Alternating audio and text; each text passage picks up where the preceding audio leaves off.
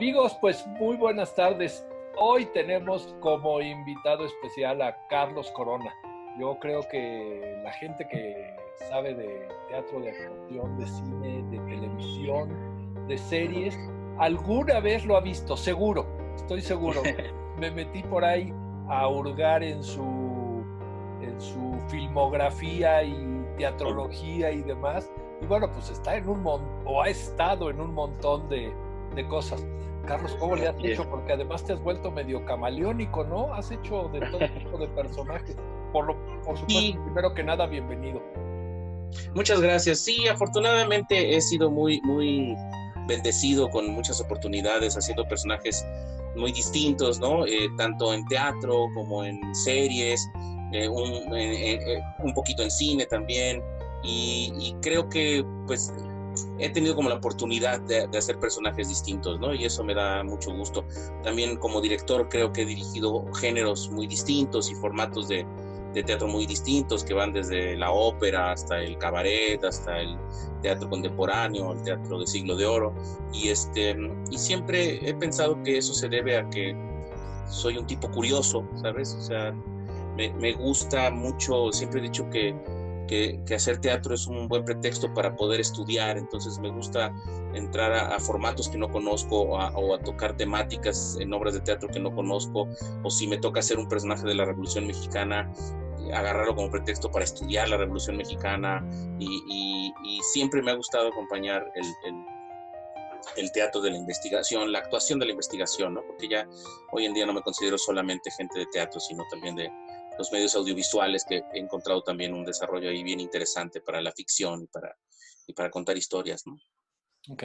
¿Has entrado en esto nuevo que hemos estado viviendo, esto de teatro en streaming o cosas por ahí? Fíjate que estoy preparando un proyecto con San Luis Potosí, que está como la invitación a que hagamos algo ahí en teatro en streaming. Me ha costado trabajo imaginarlo, idear qué, ¿no? Pero lo estoy masticando a ver qué se nos ocurre.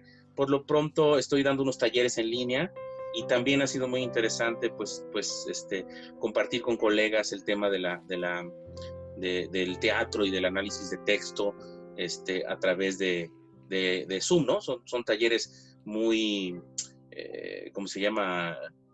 Muy teóricos, muy de discusión sobre la actuación, sobre el análisis de texto, porque pues no tenemos de otra, ¿no? Entonces nos estamos un poco adaptando, y yo sé que idealmente el teatro en streaming o el teatro como así en Zoom, no es teatro. No es, pues no es lo mejor, pero creo que lo contrario, que es la extinción, tampoco es una opción, ¿no? Entonces hacemos lo que podemos.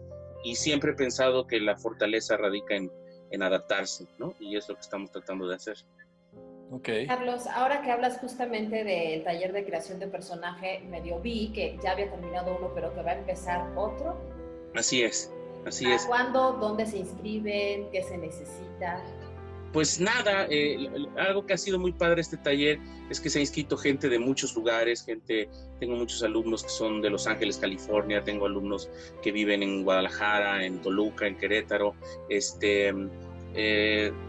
Ahí en mis redes sociales hay como para que me escriban a un correo electrónico que tengo especialmente para ese taller. Ahorita igual si quieren les doy el correo electrónico. Y pues no se necesita nada más que tener una cuenta de Gmail para poder acceder a Classroom, que es esta herramienta nueva que tiene Gmail, que nos ayuda a subir material y pues tiene un costo el taller, ¿no? Que también ahí en los informes les doy, pero es un costo muy, muy amable, creo yo, y es un poco también para ayudarnos en estas épocas duras para todos, ¿no? Oye, Carlos, ¿cualquier persona puede tomarlo? Sí. No. Mira, es un taller muy enfocado a actores, pero no está restringido a actores, ¿no? O sea, creo que se tocan muchos temas como dirección, como dramaturgia. Al final de cuentas es un taller como para reflexionar sobre cómo se cuenta una historia, ¿no? Entre lo que leí de tu currícula, también has escrito, también le haces por ahí. Sí, he hecho muchas adaptaciones de textos, sobre todo de teatro clásico. He hecho muchas adaptaciones de Sueño de Noche de Verano, de Ubu Rey, y obras mías de mi autoría. He hecho teatro para niños. Tengo algunas obras, una de ellas que fue bastante, pues gustó mucho, tuvo éxito en su momento, Los Sueños de Paco, La Risa Extraviada. Ahorita con un grupo que se llama Puño de Tierra estamos tratando de levantar una que se llama Teo y el Monstruo. De hecho, teníamos un estreno programado. Esa es una obra que coescribí con una dramaturga que es también súper padre, se llama Valentina Sierra, que también es una mujer muy talentosa, escritora, dramaturga, actriz, directora. Ella es la autora y directora de Una bestia en su jardín, que es Una bestia en mi jardín, perdón, que es una obra bellísima. Y juntos coescribimos esta obra que se llama Teo y el Monstruo, y teníamos estreno el 30 de mayo y somos de los damnificados, ¿no? De los que no pudimos estrenar. Estamos trabajando con el sistema de teatros y pues se nos va a reprogramar en cuanto sepamos cuál es esta famosa nueva normalidad, ¿no? Las autoridades están en muy buena disposición. Es una obra cuya temática es un niño que tiene que convivir con el Asperger, ¿no? Que es un tipo de autismo. Entonces, pero no solo es como exclusivo del Asperger, sino como cómo vive un niño y los papás de un niño tener que convivir con una enfermedad de tipo neuronal, ¿no? Una enfermedad, no me gusta llamar enfermedad porque más bien es una condición. No es una enfermedad porque simplemente no hay ni siquiera una causa clara de qué lo produce y mucho menos una cura, ¿no? Simplemente es una condición con la que hay que vivir, ¿no?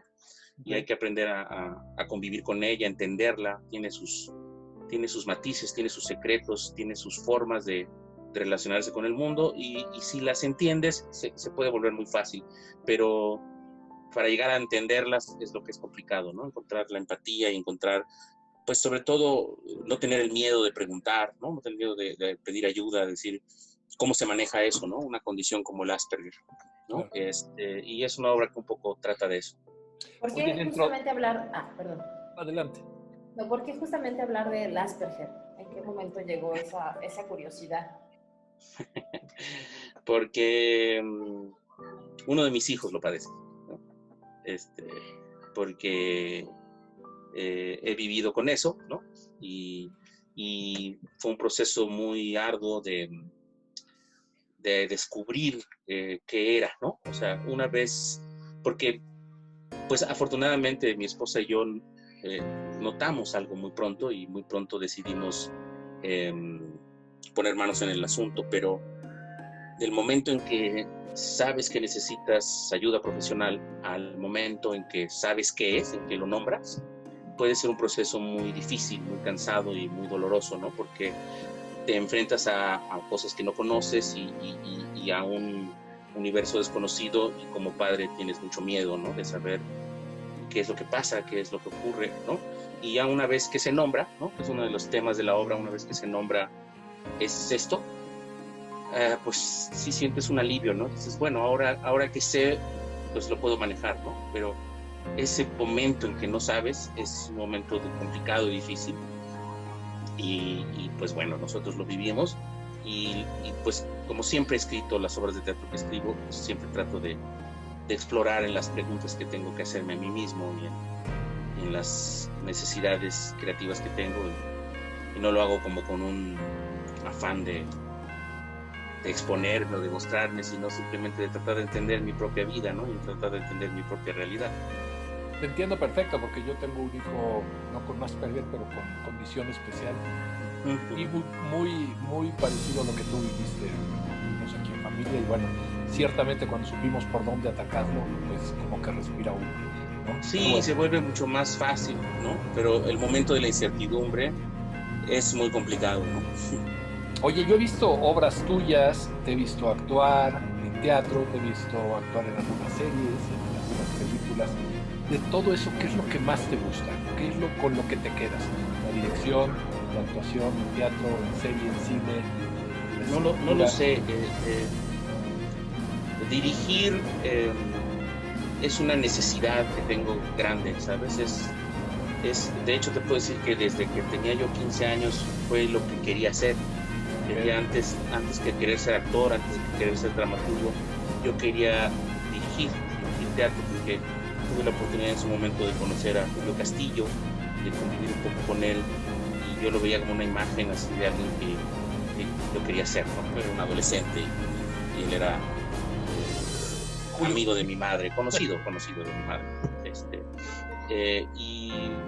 Pero disfruto muchísimo actuar, ¿no? O sea, yo te diría que dirigir es una necesidad y actuar es una diversión, es algo que disfruto muchísimo. Y últimamente la verdad es que escribir me ha gustado mucho, ¿no? Sobre todo ahora en esta cuarentena he escrito un par de obras de teatro que a ver si un día ven la luz, ¿no? Pero en un momento yo llegué a pensar que me faltaba un poco de oficio como escritor, y últimamente, como en este encierro, dije, no, mira, sí, no está tan mal, ¿no? A lo mejor me falta disciplina, pero el oficio ahí va. Carlos Corona ha evolucionado como director a lo largo de estos 30 años, 20 años. Pues yo espero que sí, ¿no? Sobre todo, yo espero haber evolucionado como persona, ¿no? O sea, yo espero que como te decía, siento que el teatro es un buen pretexto para estudiar, para conocerse, y cuando te conoces y cuando estudias, pues hay una disposición a ser mejor persona, a cambiar, ¿no? Si soy mejor director o no, pues creo que no me toca a mí decirlo, ¿no? En todo caso, no me toca a mí decir si algún día lo fui, ¿no? A lo mejor nunca lo he sido, ¿no? Simplemente me toca tratar de hacer las cosas. Lo que sí puedo decir es que creo que soy un hombre muy profesional, ¿no? Y que soy chambeador, ¿no? De ahí si sé hacer las cosas o no hacer las cosas, no sé si me toca a mí decirlo, ¿no? Me gusta seguir pudiendo hacer cosas, y me gusta seguir pudiendo contar historias, y me gusta tener proyectos, y siempre he pensado que ni siquiera es algo que uno hace por gusto, lo hace porque no podría dejar de hacerlo, ¿no? Porque el otro día justo escribía yo una cosa ahí en Facebook sobre esta película que me gustó mucho, la de Ya no estoy aquí, esta que está ahí en Netflix, esta película mexicana sobre este movimiento de los colombianos en chavos que bailan cumbia, ¿no? En Monterrey.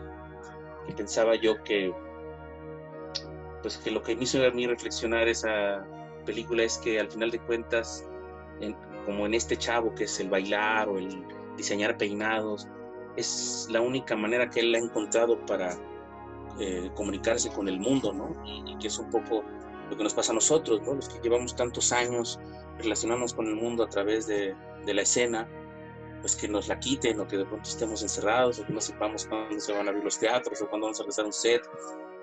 Va más allá del sustento, que es importante, por supuesto, de que vamos a vivir, pero es más allá de que yo pudiera salir y trabajar en otra cosa.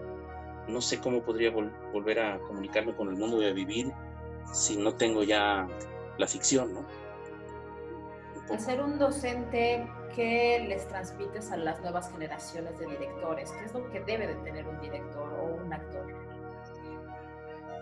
Híjole, mira, una de las cosas que yo trato siempre es que cada quien encuentre su propia voz, ¿no? O sea, yo una de las cosas que siempre digo es, yo no puedo enseñar ninguna técnica que no sea la mía, ¿no? Es la única que me sé, ¿no? Y algo que siempre recalco es, no quiere decir que la mía sea la buena, quiere decir que es la que me sé, ¿no? Que es la que yo he aplicado y la que yo hago. Entonces, creo que trato de que ellos encuentren su voz, ¿no? O sea, como enseñar algunos trucos que uno se sabe para montar una obra, para que una escena tenga una cierta atmósfera, una cierta intimidad, una cierta, una cuestión lúdica, ¿no? Y tratar de decirme, este es el proceso que yo hago para construir un personaje, este es el proceso que yo hago para dirigir una obra de teatro, pero tú encuentras tu voz, ¿no? Siempre trato de que la gente sea veraz, que hable con su voz. No sé si lo logro siempre, pero bueno.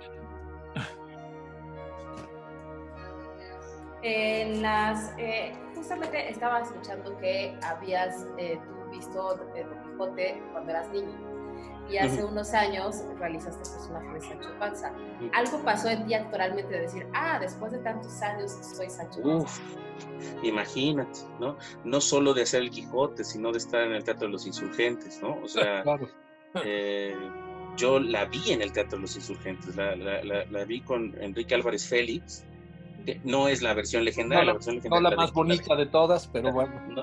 la versión legendaria es la de Claudio Brook, pero yo cuando de Claudio Brook tendría 2, 3 años, ¿no? Entonces, la que a mí me tocó fue el Teatro de los Insurgentes, que yo sería preadolescente, tendría 11, 12 años.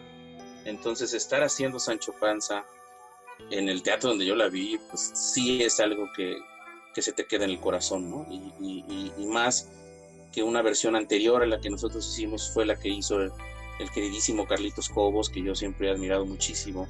Y pues tener el privilegio de ser un personaje que hizo Carlos, pues también a mí me llena de gusto y de placer, ¿no? Sí, sí hay una emoción grande de estar en un espacio.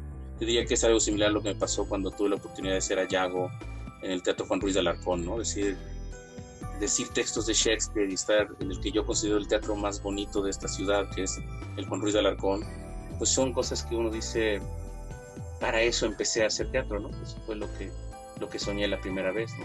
Y estar parado en el Teatro de los Insurgentes cantando esas canciones al lado de gente como Ben Ibarra, pues dices tú,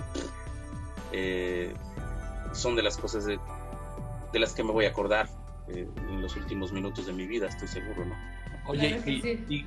¿y qué hay por delante? ¿Cuál sería el papel que hoy añorarías hacer o quisieras hacer? Mira,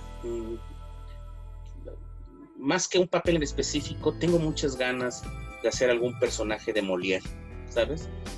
Siento que tengo una edad y que estoy como en un buen momento para hacer un personaje de estos personajes padres de Molière, ¿no? De Argan, o del mismo Tartufo, o el misántropo, ¿no?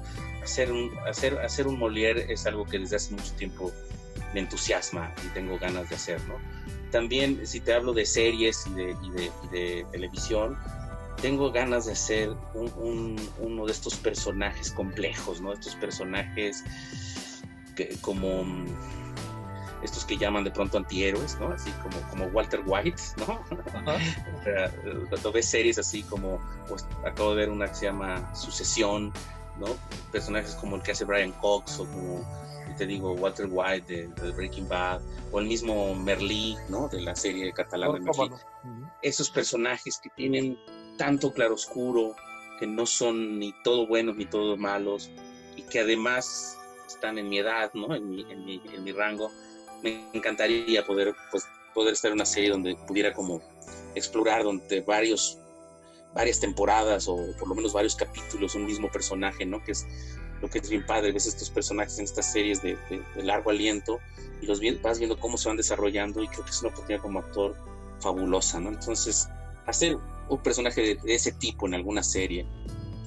En teatro, pues tengo muchas ganas de hacer como una comedia así clásica, ¿no? Y en cine, cine como esa película, ¿no? Como Ya no estoy aquí. Tengo muchas ganas de hacer ese tipo de cine, ¿no? Ese cine como Sueño en otro idioma, como ese tipo de cine tengo ganas de explorar, ¿no? Carlos Corona se actualiza como director, se actualiza como actor. Yo creo que pues sí, no sé. Te digo, creo que soy curioso y creo que me gusta mucho leer. Soy una persona que lee, ¿no? Y que cuando de pronto ahorita sale una técnica de actuación que alguien me dice, mira, léete esto, me lo leo, ¿no? Creo que también viendo se actualiza uno, ¿no? Y me gusta mucho ver series, me gusta mucho ver cine, y creo que cuando veo actores, digo, ¿cómo funciona esto? Y estoy tratando de pensar cómo le hizo y cómo lo construyó, ¿no? Y también cuando voy a ver obras de teatro y veo a mis colegas que admiro mucho, trato de ver, ¿cómo consiguió esta escena? Mira lo que hizo, ¿no? O sea, a lo mejor está mal y me debería dejar llevar más por la ficción, pero me gusta como un poco analizar lo que se hace y descubrir cómo le hizo, y no tengo mucho pudor en decir, quiero experimentarlo, ¿no? O sea, cuando a mí me invitaron a dirigir ópera, yo nunca había dirigido ópera y yo había visto las óperas que había dirigido Mauricio García Lozano. Pues le hablé, ¿no? Le hablé y le dije, tomémonos un café, Mau, y platícame tus secretos, ¿no? ¿Cómo le haces, no? Y creo que sé escuchar, ¿no? Sé dejarme llevar. Entonces creo que esa es una manera de no sé si mantenerse actualizado, pero por lo menos no confiar en la fórmula, o no confiar en decir, yo ya sé cómo hacer esto y así se hace, ¿no? Sino que siempre trato de hacerlo distinto.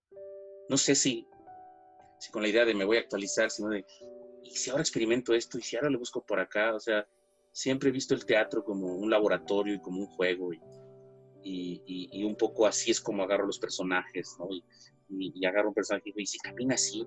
A ver, ¿y si le pongo esto? Y a ver, ¿y cómo le hacía Philip Seymour Hoffman? ¿No? Entonces, creo que ahí es cuando uno pues puede más o menos, por lo menos, salirse de la fórmula. Actualmente las nuevas generaciones de repente, cuando uno los entrevista, dicen que no hay un género en las obras, sino que ponen un género contemporáneo. ¿Tú consideras que aún siguen los géneros? Es que yo creo que ahí se está confundiendo género con estilo, ¿no? O sea, el género es el género de la obra, hablando de la obra tradicional, y luego hay muchas maneras de montar esa obra, ¿no? Pero eso sería el estilo, ¿no?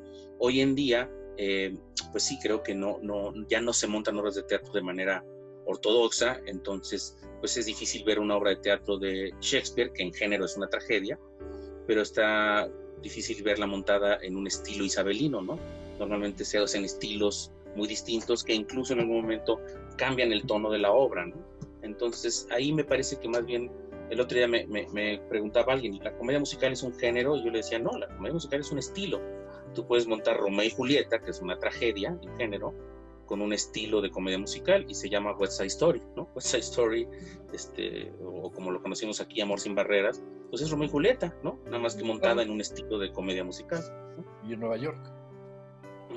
Y en Nueva York, exacto, ¿no? Y con puertorriqueños y italianos, ¿no? Que son los otros, ¿no?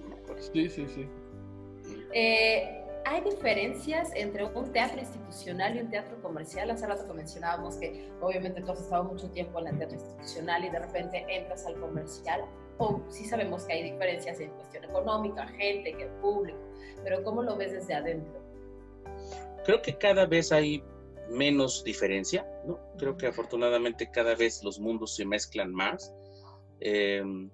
Creo que aún así, creo que el teatro institucional tiene que estar libre de las leyes de la oferta y la demanda, ¿no? O sea, creo que la cultura es un derecho y creo que la cultura tiene que estar auspiciada porque así ha sido desde la historia más remota de la humanidad. O sea, Shakespeare no hubiera podido escribir sus obras si no le pagaba la reina Isabel.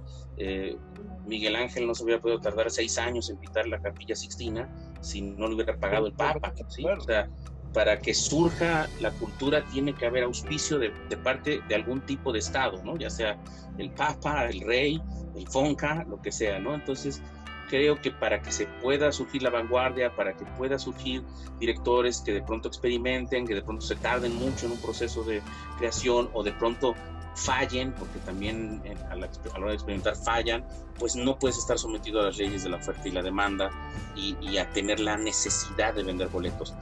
Que tú quieras vender boletos es importante, pero creo que el teatro de aspiración artística irremediablemente tiene que estar de alguna manera auspiciado por el Estado para que pueda evolucionar y para que pueda volverse un lenguaje y para que pueda crecer, ¿no? Así ha sido siempre, ¿no? No sé por qué de pronto hay tanta sorpresa, ¿no? Con que el Estado pague la cultura, ¿no? Pues nunca ha sido de otra manera, ¿no? Pues sí. Oye, tú eres maestro y sé que estás en Casa Azul, por ejemplo, y te he visto obras que has montado ahí con alumnos y demás. De estos alumnos, ¿cuántos llegan a ser profesionales o cuántos se mantienen en su carrera? ¿Tienes el dato? No lo sabría de cierto, pero de lo que yo percibo es que el promedio no es tan malo, ¿no? Yo diría que aproximadamente el 60%, okay. ¿no? O sea, de un grupo de 20 alumnos, sí llegas a ver a 12 de ellos que trabajan más o menos, ¿no? Entonces, no es tan malo el promedio, digo, sí, no sé cómo sea con los abogados o con los arquitectos, pero claro, no debe ser muy diferente, ¿no? La verdad es que creo que no es un mal promedio en general. Oye, ¿te gusta, qué te gusta más? Bueno, no sé si más o menos, pero ¿es divertido montar con los alumnos igual de divertido que montar con profesionales ya o que ya tienen tiempo? No, sí, siempre va a ser más padre montar con actores profesionales porque es un diálogo más complejo y es un diálogo también más retador, ¿no? O sea, un actor como Carlos Aragón no te va a dar el avión, ¿no? No te va a dar por tu lado, ¿no? Y eso te obliga a ti te reta, ¿no? Entonces a mí trabajar con actores, la última obra de teatro que monté en la UNAM, tenía yo a Emilio Guerrero, y tenía yo a Rodolfo Arias, y tenía yo a Jorge Ábalos, y pues trabajar con esos tres sí se vuelve un placer muy grande, ¿no? Porque son actores que van a tener una opinión y que te van a decir, mira, yo no estoy de acuerdo con esto, creo que esto es más bien así. Entonces sí, la verdad es que trabajar con actores grandototes y con una poética y con una seguridad, pues sí es padre, la verdad. Oye, y siendo director y actor, que haces los dos, ¿eres igual de disciplinado como actor que tus actores contigo? ¿Me expliqué? Fíjate que yo creo que sí, o sea, digo, por ejemplo, de las últimas obras que actué el año pasado fue Fuenteovejuna, dirigido por Fernando Bonilla. Ajá. Y pues Fernando yo lo conozco desde que él tenía 16 años, ¿no? Pero ahora es el señor director y creo que no tengo ningún problema en darle su lugar y respetarlo. A veces lo que llega a pasar, y me pasó con Fernando y me pasó en El Hombre de la Marcha con Mauricio, es que opino mucho, ¿no? Soy muy opinador, ¿no? No impositivo, pero sí como que me emociono y digo, y esto, y sí hay momentos en que los directores tienen que decir, ya, por favor, párale, ¿no? Ya, párale, ¿no? Pero no como de no hacer lo que ellos me dicen, ¿no? Jamás, siempre hago lo que me dicen y siempre obedezco, nada más de pronto pues no me para la boca y soy un poco opino y a veces lo toman bien, ¿no? O sea, a veces lo toman bien y lo toman en cuenta, y a veces me doy cuenta que me paso y me dicen, ya, hasta aquí, ¿no? Ya, tú actúa y déjame a mí lo que sigue. ¿Cómo es que escoges a los actores? Pues mira, yo creo que una parte muy importante es pues el casting, ¿no? Simplemente en esta obra que te hablaba, pues trabajé en parte con estos actores como Jorge Ábalos, porque teníamos que hacer un personaje histórico que era Díaz Ordaz, y me parecía que Jorge caracterizado me lo podía dar.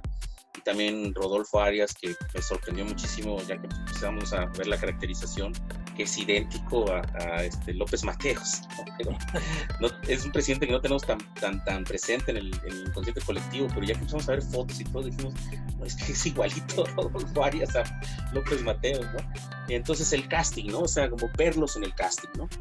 Después de eso, evidentemente, y verlos en el casting también implica su talento, ¿no? Que sean gente solvente y talentosa, ¿no? Más importante incluso, ¿no? Pero después de eso, pues que sea gente con la que es fácil tratar, ¿no? O sea gente que es, por ejemplo, Emilio Guerrero hacía Echeverría, y ahí sí, para que veas, Emilio Guerrero, pues no se parece mucho a Echeverría, pero yo tenía muchas ganas de trabajar con Emilio Guerrero, tenía la edad que yo necesitaba para el momento histórico, y dije, y además me lo imaginé con los otros dos, y dije, se va a ver re bien Emilio, ¿no? Entonces, sí fue muy agradable trabajar con Emilio, entonces, pues ahí. ¿Puedes decirte que eres un director o un dictador? No, dictador no soy. ¿Cuál es el ambiente que tú buscas justamente a la hora de trabajar? De tener un equipo, tanto el escenógrafo, el iluminador, el vestuarista y los actores. Pues mira, no puedo decirte que no soy neurótico, porque sí lo soy, pero creo que sí escucho mucho a la gente, ¿no? O sea, creo que por ejemplo, con un escenógrafo que trabajo mucho es con Jesús Hernández, ¿no? Que hice El Viaje a Range, hicimos El Charco Inútil, y pues a mí me encanta juntarme con Chucho y decirle, mira, esta es mi idea, y el 100% de las veces Chucho me presenta otra, que no es la que yo le di, y siempre me gusta la de él, siempre digo, padrísimo, y lo mismo me pasa con Yerildi, o lo mismo me pasa con Ruby Tagle, ¿sabes? Yo a Ruby le dejo ensayos para que ella monte la coreografía, y incluso la dejo sin yo necesitar estar. O sea, no creo que el director sea el que decide todo, creo que el director es más parecido a la que es un director de orquesta, ¿no?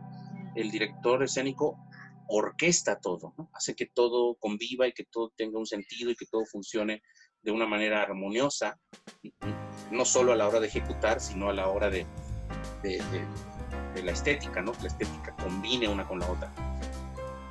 Pero orquestar todo no te implica necesariamente decidir todo, ¿no? O sea, Las decisiones artísticas que toma el escenógrafo son de él, y las de la vestuarista y las de los actores, ¿no?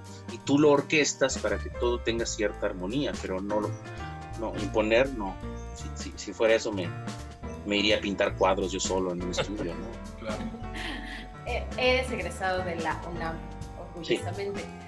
¿Qué maestro recuerdas que te haya dejado como las bases para justamente lo que eres hoy? Sin lugar a dudas, como el maestro que más influyó en mí fue Héctor Mendoza, ¿no? Héctor Mendoza fue un maestro que tuvo mucha influencia en mí, pero yo también diría que fue muy importante por lo que me enseñó de teatro clásico José Luis Ibáñez, y aunque no fue mi maestro en la universidad, tomé clases con él en paralelo. Sin lugar a dudas, Alberto Lobnitz, ¿no? Yo diría que ellos tres fueron maestros muy importantes en mi vida, ¿no? Alberto Lobnitz, Héctor Mendoza y José Luis Ibáñez. Una de las obras que escribiste es La Rosa Extraviada. ¿En qué momento la escribes? ¿Cómo es que surge la idea? Fíjate que es muy chistoso eso, porque yo en la facultad estudié actuación, y yo empecé a hacer teatro para niños en la fac. Y entonces muchas veces los maestros me decían, no, pues es que el teatro para niños no es un género importante, o me decían, es mejor hacer drama que hacer comedia, porque la comedia es frívola, ¿no? Y entonces, y a mí me gustaba mucho el teatro para niños y me gustaba mucho la comedia, y entonces decidí escribir como tesis universitaria, fue mi tesis de la fac, La Risa Extraviada, para decir, se puede hacer una tesis universitaria a partir de la risa y del teatro para niños, ¿no? O sea, como para decir, no creo que el teatro para niños sea sencillo. Ahora yo creo que esa idea ya está muy abandonada. Ahora se hace un teatro para niños fantástico en este país, y te diría que además de los mejores expositores de teatro, dramaturgas como Perla Schumacher, en paz descanse, como Berta Iriart, como Maribel Carrasco, pues son de lo mejor que hay en este país, ¿no? O sea, probablemente se hace un gran... Pero cuando yo era chavo sí había un cierto desprecio hacia el teatro para niños, y pues un poco a mí, como siempre me gustó, quise hacerlo con eso. Y la comedia, ¿no? La risa, el humor. Y por eso la escribí, fue mi tesis de la universidad. Sí, me queda claro, mira. Ah. Es uno de los que conservo. Justamente hablando de las generaciones, hace 20 años, 30 años saliste de la facultad.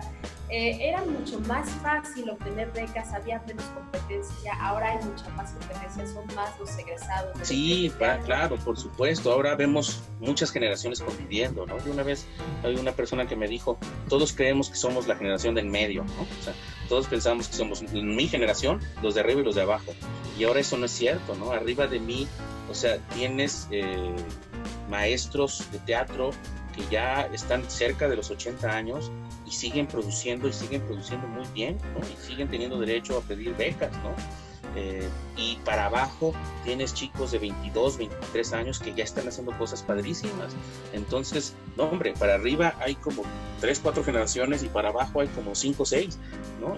Entonces, sí somos un chorro, sí se hace muchísimo teatro y sí no hay presupuesto que alcanza. Y yo creo que más que pelearnos por ganarme yo la beca, habría que pelearnos por que nos den más presupuesto, porque somos muchos y de veras es muy difícil cuando son 300 solicitudes de beca y solo hay 10 becas, ¿no? O sea, es difícil que la gente no se enoje, es difícil que la gente no se defraude, pero también escoger es bien difícil, porque de esos 300 proyectos, pues vamos a ponernos conservadores y vamos a decir que valen la pena la mitad. Aún así, las becas son menos del 10%, ¿no? Claro. Oye, al principio de esta entrevista mencionaste lo de los cursos. Nos quedan como 3 minutos. 2 minutos, medio, 3 minutos. Para que se cierre el Zoom. Nos gustaría que nos compartieras las direcciones de redes sociales. Miren, si quieren escribirme al correo electrónico carloscoronaactor, así con doble A, carloscoronaactor, todo junto, @gmail.com, y ahí me dicen estoy interesado en el curso y con mucho gusto yo les doy la información. Este curso arranca este lunes, serán lunes y miércoles de 8 de la noche a 9:30 de la noche por Zoom, y ya si quieren me escriben, les platico los contenidos, el costo, no se necesita nada más que tener una cuenta de Gmail, ¿no? Okay. Que me parece perfecto. ¿Has pensado en escribir algo sobre la pandemia? Fíjate que no sé si en este momento, ¿sabes? No sé si en este momento. Ahorita estoy queriendo escribir una obra de teatro cuyo tema es más bien la cabeza y la muerte, porque en los últimos meses fallecieron mi papá y mi mamá. Mi papá y mi mamá llevaban muchos años separados y decidieron irse juntos, ¿no? Con 8 meses de diferencia. Wow. Y ambos por razones que están relacionadas con la cabeza, con enfermedades que tienen que ver con eso o con accidentes. Entonces, ando queriendo hacer una obra y explorar un poco el tema del cerebro, de cómo funciona el cerebro, no a nivel poético, sino como órgano, ¿no? Cómo funciona el cerebro, porque es fascinante, una obra un poco hasta de divulgación científica, ¿no? De lo complejo y de lo poquísimo que sabemos del cerebro humano. Carlos, de verdad, un gusto, te agradezco muchísimo que hayas aceptado esta entrevista.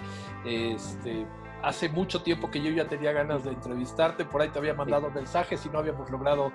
Sí, no habíamos podido, una disculpa, pero bueno, qué bueno que se concretó. No, pero sensacional y te agradecemos muchísimo y pues muchas gracias.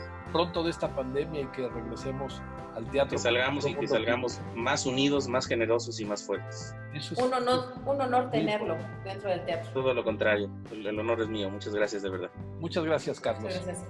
Gracias. Hasta luego. Gracias, hasta luego. Permiso.